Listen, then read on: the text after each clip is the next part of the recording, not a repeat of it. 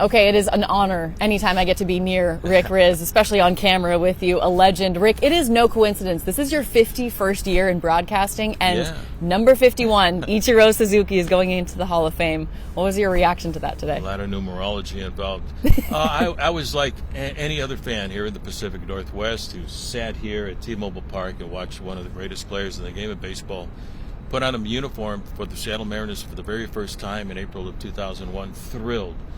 So happy for Ichiro, his entire family, and so happy for everybody that had a chance to enjoy one of the greatest players in the game of baseball. And it's the way that he did it, you know, his unique style in an era where everybody was concerned about, you know, hitting for power and hitting for home runs.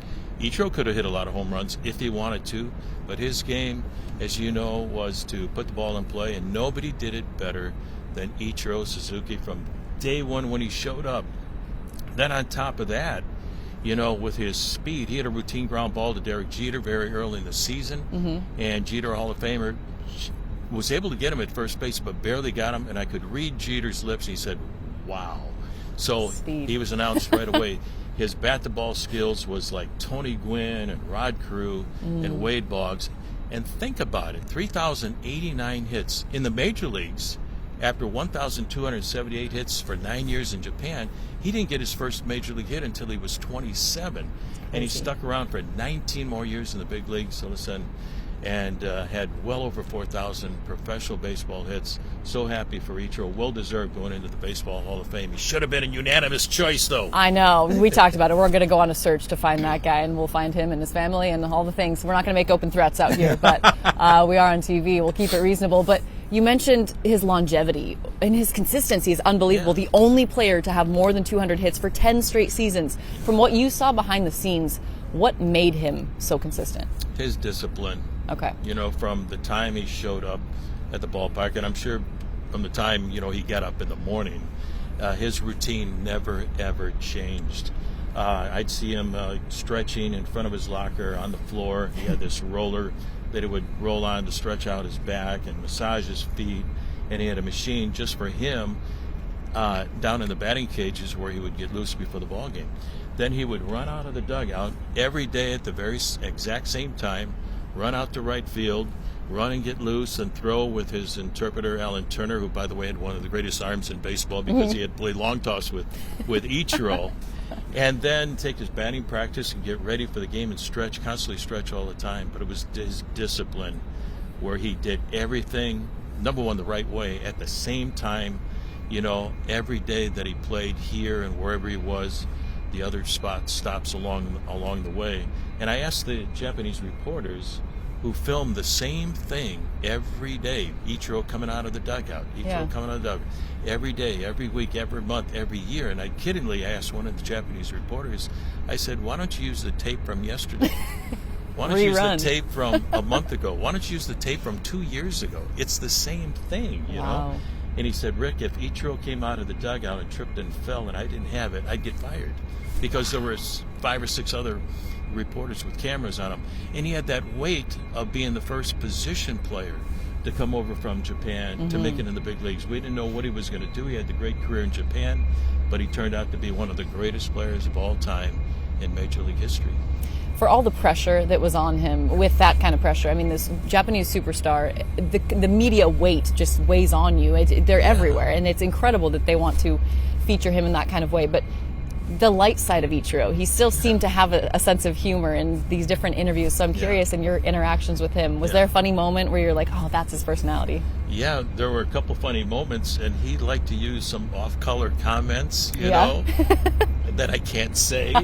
But he had a great sense of humor, and there was one time before an All-Star game, one of the many All-Star games that he participated in, that he had this wonderful fired-up speech with some off-color words that loosened everybody up. It was absolutely hilarious. David Ortiz came by and told everybody, you know, what he had said, but he had a great sense of humor. He really loved his teammates, loved playing here before you, the fans here in the Pacific Northwest, but he really enjoyed the game of baseball. But when it came time to play the game, man, this guy was more prepared, more ready to play the game than anybody in the game, and it really showed. But he was fun to be around.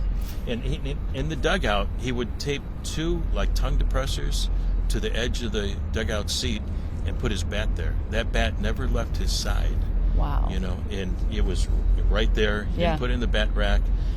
He would also take a bat with him on the planes. It was like in a humidor, a humidifier. Yeah. And carry it on the plane with him so he could swing it, in the hotel room.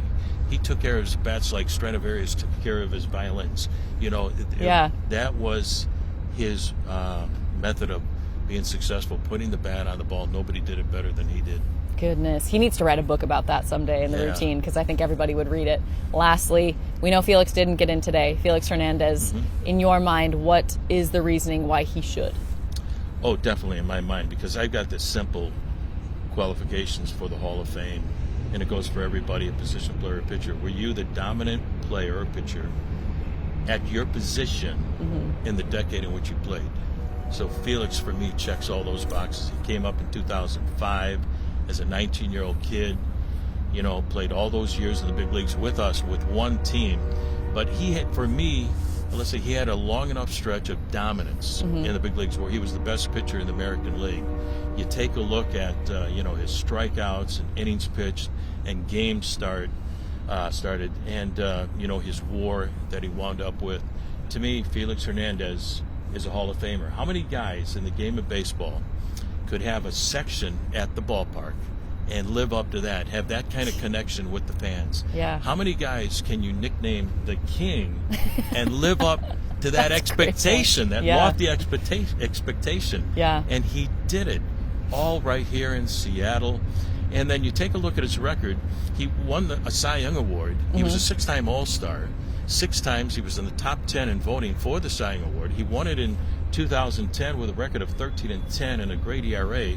He was robbed of the Cy Young Award in 2014 when he had a 2.14 ERA and should have won that year.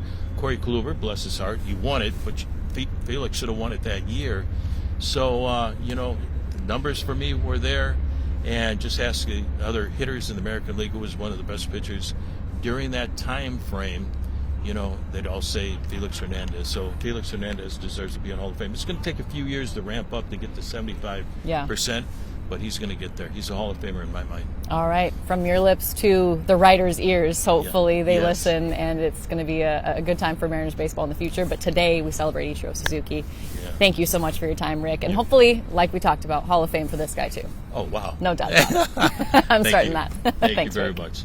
Congratulations, Ichiro Suzuki. You deserve it.